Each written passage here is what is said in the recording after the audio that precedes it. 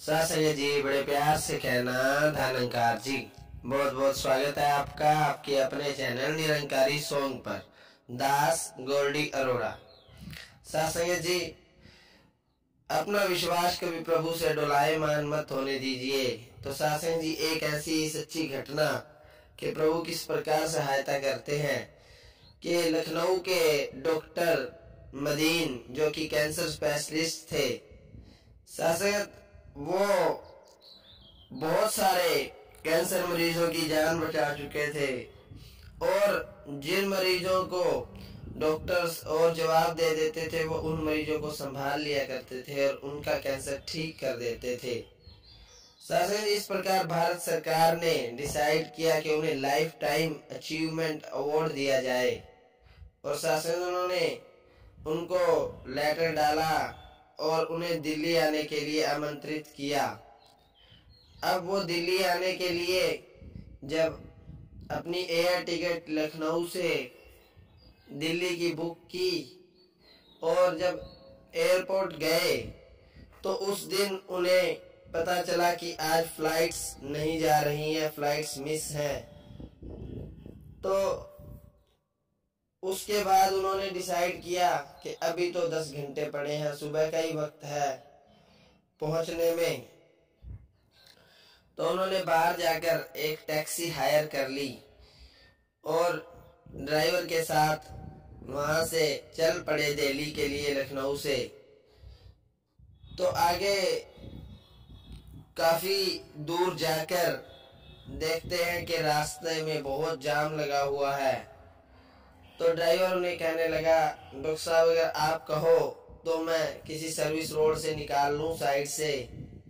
पहले तो डॉक्टर साहब ने मना कर दिया, कहते नहीं ऐसा नहीं करना, इसी रोड से चलिए। लेकिन जब उन्होंने देखा कि जाम खुल नहीं रहा तो उन्होंने कहा ठीक है देख लीजिए, कोई साइड से कट निकले तो पूछ के किसी से निकल जाते हैं। तो उन्होंने ऐसे ही किया कि एक साइड से रोड लेकर वहां से निकलने लग गए।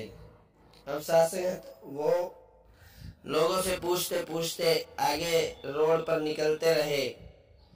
तो आगे जाकर उन्होंने देखा कि आसपास कोई भी नहीं है यहाँ पर। तो ड्राइवर को एक झोपड़ी दिखी और उन्होंने कहा कि चलो यहीं से ही पूछ लेते हैं। तो उन्होंने ड्राइवर ने सड़क के किनारे जो झोपड़ी थी उसमें जाकर आवाज लगाई और कहा कि कोई है। तो वहां से एक बुजुर्ग महिला बाहर निकली और कहने लगी, हाँ जी बोलिए क्या काम है। उन्होंने कहा, माता जी हमें दिल्ली जाना है और हम रास्ता भटक गए हैं। उन्होंने कहा कोई बात नहीं, मैं तुम्हें रास्ता बताऊंगी, तुम आराम से पहुंच जाओगे।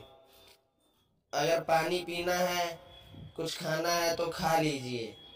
तो उन्होंने कहा ठीक है माता जी पानी पिला दीजिए, बहुत प्यास लगी है।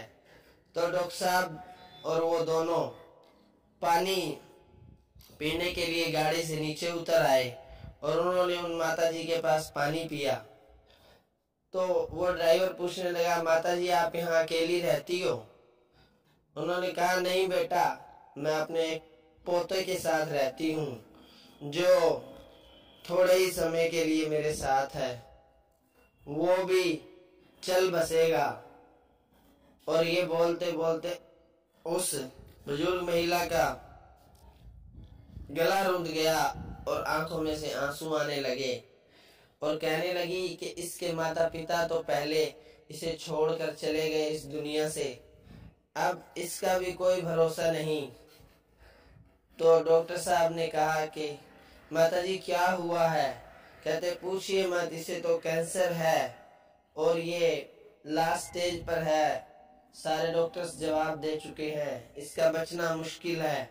मेरे प्रभु परमात्मा पर ही आस है, अगर वो चाहे तो इसे बचा सकता है। तो ये सुनकर डॉक्टर मदीन उन्हें कहने लगे कि कोई ना, आपको प्रभु आपकी जरूर सहायता करेगा। उन्होंने कहा हाँ कई डॉक्टर्स ने कहा है कि अगर लखनऊ के डॉक्टर मदीन से इलाज इसका शुरू किया जाए तो ये ठीक हो सकता है। लेकिन मैं अकेली बुढ़िया इसको कहाँ वहाँ लेकर जाऊंगी और कैसे इलाज करवा पाऊंगी। तो ये सुनकर डॉक्टर मदीन के जमीन के पैरों के नीचे से जमीन खिसकने लगी। उसे एतबार नहीं हो रहा था कि क्या प्रभु मुझे इसी के लिए ही यहाँ लेकर आए हैं, और ये सुबह का जो ये सारा मंजर जो ये चल रहा है ये इसी कारण से ही चल रहा है। तो उस बुजुर्ग महिला को कहने लगे कि मैं ही डॉक्टर मदीन हूँ लखनऊ से, और मैं अब आपके बेटे को लेकर लखनऊ जा रहा हूँ, और मैं वापस दिल्ली नहीं जा रहा अब, क्योंकि मुझे लाइफ टाइम अभी अचीवमेंट अवार्ड से ज़्यादा ज़रूरी किसी की लाइफ बचानी मेरे लिए है। क्योंकि डॉक्टर मदीन एक बहुत ही नेक दिल इंसान और एक नेक दिल डॉक्टर थे जिन्होंने बहुत सारी जानें बचाई थी। इसी कारण तो उन्हें ये लाइफ टाइम अचीवमेंट अवार्ड मिल रहा था। तो साथ यही हमने देखा कि किस प्रकार इस कहानी में प्रभु परमात्मा स्वयं उस बुजुर्ग महिला की सहायता के लिए उस डॉक्टर को कैसे कैसे परिस्थितियों में डालकर वहां पहुंचा दिया। तो शासन कभी यकीन अपना, कभी विश्वास अपना, यकीदा इससे डोलायमान ना होने दे। परिस्थिति जैसी भी हो, परिस्थिति एक सी हो मनोस्थिति, ये सतगुरु हमें समझा रहे हैं बार बार। चाहे कोई भी स्थिति हो, लेकिन हमें अपने प्रभु परमात्मा, अपने सतगुरु से अपने विश्वास को डोलायमान नहीं करना। हम शासन बहुत सारे महात्मा कह देते हैं कि ये तो कहने में बहुत आसान होता है, जब करना पड़ता है तो पता लगता है। तो शासन ये दास और आप सभी संत महात्मा भी जानते हैं कि ये एक सभी कहते हैं जिस पर बीतती है उसे पता चलता है, लेकिन शासनत जो बीत रही है वो भी इसकी मर्जी से बीत रही है। अगर कहीं ना कहीं दिल में ये ख्याल है तो फिर इस बीतती हुई स्थिति भी उस संत को, उस महात्मा को कभी भी दुखी, कभी भी तंग या उसको प्रभु परमात्मा से डोलायमान नहीं कर सकती, क्योंकि उसे पता है करे करावे आपे आप जनमानस के कछु न हार। तो शासन ये सब अपने आप कर रहा है और देख रहा है, एक एक सेकंड के एक एक पार्ट में, माइक्रो सेकंड, मिनी सेकंड्स में भी ये हमें देख रहा है कि हम क्या कर रहे हैं और हम से ये क्या चाहता है, इसने अपने आप करवा लेना है। तो शासन हम इस पर अपना यकीन, यकीदा, विश्वास कभी डोलायमान ना करें। दास अपने लिए भी यही मांग करता है कि सतगुरु माता सुदीक्षा सुविंदर हरदेव जी महाराज ऐसी कृपा कीजिए कि हम आपसे और इन संतों से और इस प्रभु निरंकार से यही मांगते हैं कि जग जलंदा रख लै अपनी कृपा तार, चित्त दवारे उतरे तेते नहीं उधार।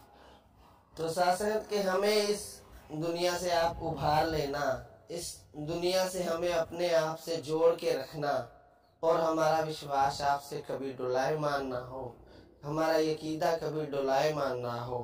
हम आपके चरणों में सर रखते रहें और आपसे आशीर्वाद प्राप्त करते रहें। यही अरदास बेनती है सभी संत महात्माओं से कि साथ संगत जी बड़े ही प्यार से कहना, धन्यकार जी।